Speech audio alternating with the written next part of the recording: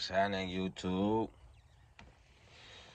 Alright, so remember I hooked the 12’s up, right? I had them smacking like a mug, right? Next thing you know, the protection light on the amp kept coming on and off, so I couldn't smack as hard. I had to have it extra low to where you can barely even hear the speakers at all, even on the inside of the car. You know what I'm saying? Like, and it kept doing it, kept doing it, kept doing it. So I gave up on it. Cause I'm like, man, I don't know what's going on. I think I need a battery. I think I need this. I think I need that. Boom. Guy across the street, big dog. You know what I'm saying? I pulled up the other day. He like, man, I thought you had that thing hit way harder than that. I'm like, man, I did. You know what I'm saying? And he was like, what type of power wire you running? You know what I'm saying? What type of ground wire you running? Whoop, whoop. So I told him, just come look at that mug for me. Man, he looked at my shit and was like, bruh, look at this, bruh. You got this 4-gauge wire. It's super soft. You know what I'm saying? It ain't supposed to be that soft because that stuff, it'll catch on fire and melt. You know what I'm saying? I felt that it was pretty little hot, and it was like the cord was extra soft, and then the ground wire in the back was thin. You feel me? It wasn't no real ground wire. If it was, it's not for no speakers.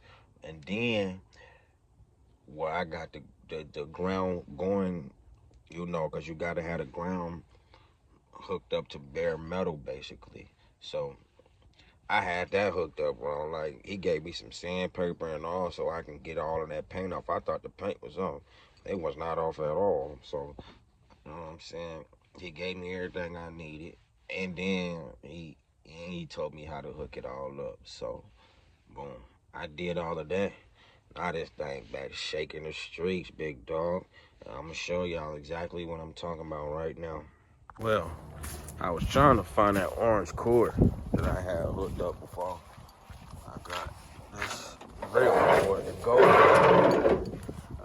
So, boom. I had an orange cord right here. A little 4-gauge. This red one was always here, but this wasn't. So basically, it's the same thing. It's thick too. You know what I'm saying? It's real thick. So it's meant for it. So what y'all want is make sure y'all get y'all a 5+ gauge. You know what I'm saying? Hook it to your battery. Back here now. All right, so that's the new ground, right? That's how I got it hooked up. But it was still some paint right here. It was still some paint right there. As you can see, that ground got all that paint off. You know what I'm saying? So boom. Then that wire is thick. This ground was thick. It's thick now. You know, middle remote. And then boom, that's the power wire right there. This right here was keeping my shit from. It just kept going in protection mode. And so, like, you might not think it's thin, but like, it get hot and that shit gets soft as hell, like fast as shit. So, and this right here, I don't know what gauge this is.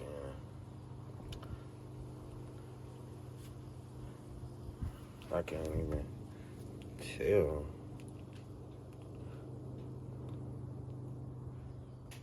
140 degrees. I don't know, but I know it wasn't strong enough. So I fixed those, man. Main 2 problems, man. You feel me? I'm gonna show y'all how that thing hit now. You know what I'm saying? Hold on.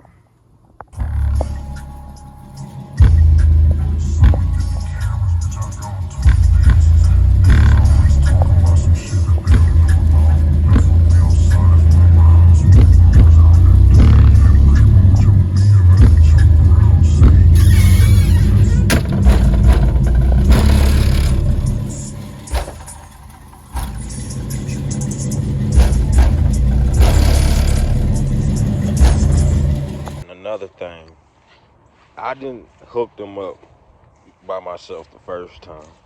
You know what I'm saying? The other homie hooked them up.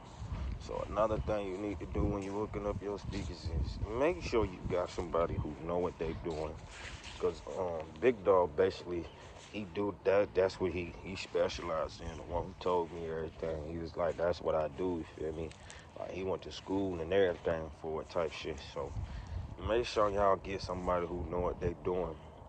And now that I'm thinking about it, shout out to Black Ass Mook. He the one, in Arizona who hooked up my box Chevy speakers and stuff. And I was wondering, like, I had two 12 competition, speakers in that motherfucker.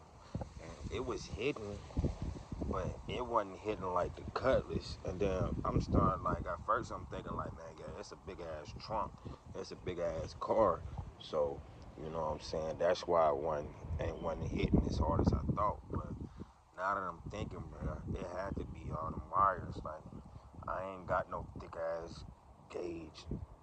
You know what I'm saying? No ground wire or no thick ass power wire on that mug. If I can remember, I don't. So first thing I'm gonna do is when I get my box Chevy back, I'm gonna change all them goddamn wires. I'm gonna change the power wire and the gauge wire. You know what I'm saying? And get me a new amp too, cause a nigga stole my amp. And I'm gonna get the exact same amp that's in here. It's 2500 watt one. That mother do have them 12's knocking.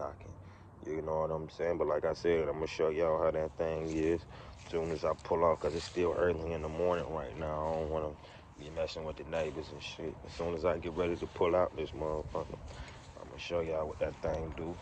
So now I know what to do. I been knew how to hook up my speakers and shit, but I ain't did it in so long. You know what I'm saying? Like me and my boy D-Roo, we used to have them smacking in the I had a 1980 Buick Park Avenue.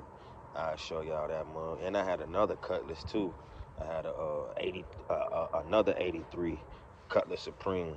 But the gear shift was in the flow on that one. I'll show y'all that one too. You know what I'm saying? I don't know why I sold it. But I wish I would have never sold that mug, because I have three Cutlasses right now. But I'm gonna show y'all my 80 Buick Park Avenue that I had, and my 83 Cutlass Supreme I used to have.